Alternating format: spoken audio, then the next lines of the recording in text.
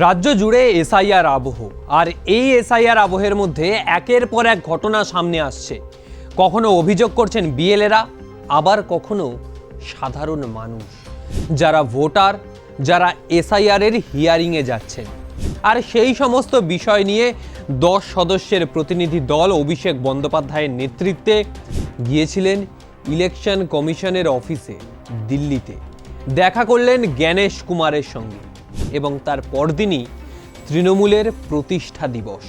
1998 সালের 1 জানুয়ারি বর্তমান মুখ্যমন্ত্রী মমতা বন্দ্যোপাধ্যায় তিনি প্রতিষ্ঠা করেছিলেন তৃণমূল কংগ্রেসের, এবং তারই প্রায় 27 বছর পূর্তিতে তৃণমূল ভবনে পতাকা উত্তোলন করা হলো। সেই পতাকা উত্তোলনের মধ্যে থেকে অঙ্গীকার নেওয়া হলো যে 26-এর নির্বাচনে চতুর্থবারের জন্য মমতা বন্দ্যোপাধ্যায়কে মুখ্যমন্ত্রীর চেয়ারে বসানো হবে। দলের সমস্ত সংগঠকরা যারা রয়েছেন, যারা দলের গ্রাউন্ড লেভেলের নেতৃত্বরা রয়েছেন, তারাই শপথ নিলেন যে 26-এর নির্বাচন এখন থেকে পাখির চোখ। সেই নির্বাচনকে পাখির চোখ করে মুখ্যমন্ত্রীকে আবার পুনরায় বিধানসভার সিংহাসনে বসাতে হবে। এই কথা বললেন সুব্রত বক্সী। সর্বস্তরের সহকর্মীরা সঙ্গে আছেন, তাদেরকে সামনে নিয়ে আজকে পতাকা উত্তোলনের মধ্য দিয়ে আমাদের তৃণমূল কংগ্রেসের প্রতিষ্ঠা দিবস পালন করা হচ্ছে। বাংলার মাটিতে দাঁড়িয়ে মমতা বন্দ্যোপাধ্যায় সার্বিকভাবে যেখানেই মানুষের বিপদ হয়েছে সেখানেই পৌঁছেছে। তাই ইদানিংকালে তিনি রিপোর্ট পেশ করেছেন 15 বছর পর বাংলার মাটিতে 98টা প্রকল্পের মধ্য দিয়ে বাংলার সকাল থেকে মানে জন্ম থেকে মৃত্যু পর্যন্ত তিনি বিভিন্ন প্রকল্পের মাধ্যমে বাংলার মানুষকে একত্রিত করেছেন। তাই আজকের এই পুণ্যতিথিতে আমরা আহ্বান করব যে বাংলার সর্বস্তরের সহকর্মীরা সংঘবদ্ধ হয়ে বাংলায় প্রথম 4 বছর মুখ্যমন্ত্রীকে শপথ নেওয়ানো করা আমাদের শপথ আজকে থাকবে। এবং সর্বোপরি মমতা বন্দ্যোপাধ্যায় যেভাবে বাংলার মানুষকে বদল দিয়েছেন, একই কায়দায় সর্বস্তরের সহকর্মীদের আহ্বান করব যে আপনারা আসুন, ঐক্যবদ্ধভাবে বাংলার মাটিতে দাঁড়িয়ে মমতা বন্দ্যোপাধ্যায়কে চতুর্থবারের জন্য বাংলার মুখ্যমন্ত্রী করার দায়িত্ব আমাদের কাঁধে নেব। একদিকে এসআইআর আবহ, তার মধ্যেই তৃণমূলের প্রতিষ্ঠা দিবস, আর এদিনই সাংবাদিক সম্মেলন করলেন জয়প্রকাশ মজুমদার। তিনি সাংবাদিক সম্মেলনের মধ্যে থেকে একাধিক ইস্যুতে আক্রমণ করলেন, কিন্তু মূল কেন্দ্রবিন্দুতে জ্ঞানেশ কুমার। একদিকে অভিষেক, একদিকে জয়প্রকাশ মজুমদার, একাধিক নেতৃত্ব, পুরো সর্বশক্তি দিয়ে নেমে পড়েছে তৃণমূল, কারণ পাখির চোখ 26-এ নির্বাচন। কি বলছেন জয়প্রকাশ মজুমদার নির্বাচন কমিশনকে নিয়ে বা জ্ঞানেশ কুমারকে নিয়ে? ইলেকশন কমিশন তো আর ইডি সিবিআই নয় যে তদন্ত করছেন, তার তদন্তের গোপনীয়তার স্বার্থে তথ্য গোপন রাখতে হচ্ছে না। আপনারা সূত্র অনুসারে অনেক সময় বলেন ইডি সিবিআই এর কথা।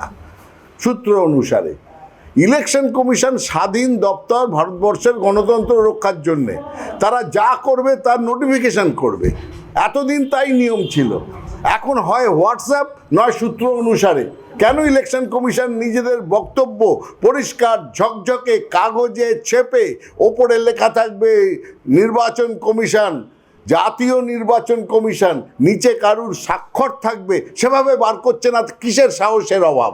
আমরা ইলেকশন কমিশনকে বলছি। কালকে অভিষেক বন্দ্যোপাধ্যায় বলেছেন আঙুল উঁচিয়ে কথা বলবেন না, কারণ এরা বিজেপির ভরসায় জনপ্রতিনিধি বা গণতন্ত্রের বিষয়ে এরা হুমকি ধমকি দিয়ে কাজ করছে, মানুষের পাশে থেকে কাজ করছে না, মানুষের উপকারে কাজ করছে না।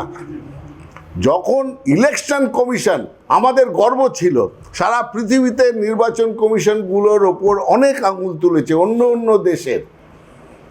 আমাদের দেশের নির্বাচন কমিশন নিয়ে গর্ব ছিল।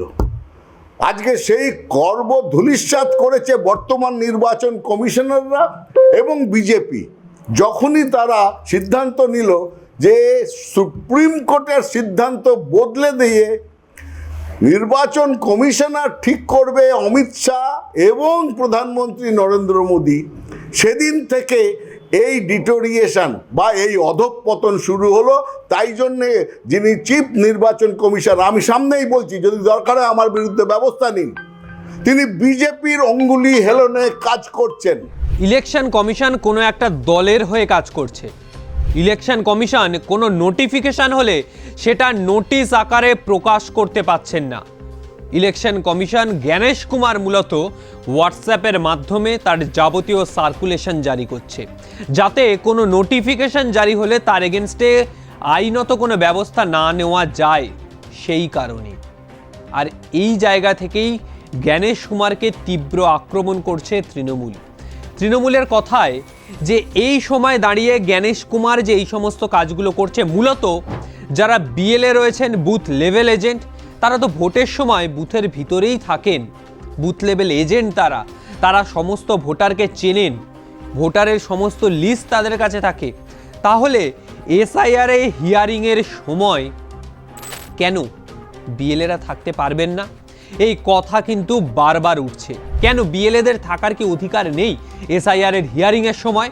তারা ভোটের সময় থাকছে, নির্বাচনের সময় থাকছে, সমস্ত পর্যায়ে তারা উপস্থিত থাকছে। যখন বাড়ি বাড়ি গিয়ে এনিমিনেশন ফর্ম দেওয়া হচ্ছে, ফর্ম কালেক্ট করছেন বিএলএ, তখনও তিনি থাকছেন, বিএলওর সাথেই তারা থাকছেন বিএলএরা। তাহলে এই সময় দাঁড়িয়ে কেন তারা থাকতে পারবেন না? এই বিষয় নিয়েও কিন্তু বারবার চর্চা হচ্ছে। এই বিষয় নিয়ে বারবার আক্রমণ করছে তৃণমূল জ্ঞানেশ কুমারকে। যে 1,20,00,000 যে নাম প্রকাশ করার কথা বলা হচ্ছে, সেই নিয়েও কিন্তু আক্রমণ করছে তৃণমূল। কারণ নজরে 26-এর বিধানসভা নির্বাচন। একদিকে ভোট ব্যাংক রক্ষার লড়াই, অন্যদিকে যারা ভোটার লিস্ট থেকে নাম বাদ যাচ্ছে তাদেরকে পুনরায় ফিরিয়ে আনা এবং চতুর্থবারের জন্য সরকার গঠন করার লড়াই। এই লড়াই অত্যন্ত কঠিন, কারণ 26-এর নির্বাচন এক অন্য রকম নির্বাচন হতে চলছে।